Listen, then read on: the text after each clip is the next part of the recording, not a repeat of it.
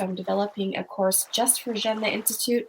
Really excited about this Islamic parenting class that's to be offered, inshallah, kind of through January and February. So part of what we'll be looking at, inshallah, over the 4-week course is, are there Islamic philosophies of parenting? Absolutely. What is that Quranic methodology? What is the methodology that we learn from the Prophet sallallahu alaihi wasallam, who is just a beautiful example par excellence for how to be a parent? And Exactly. I look forward, inshallah ta'ala, to kind of exploring these ideas further. And I ask Allah ta'ala to preserve the iman of our young people, because their iman is being affected in ways that we wouldn't even think about. We have to be very, very intentional about how we are transmitting our beliefs, our values, and principles to our children, because we don't have the advantage of raising children in a Muslim majority environment.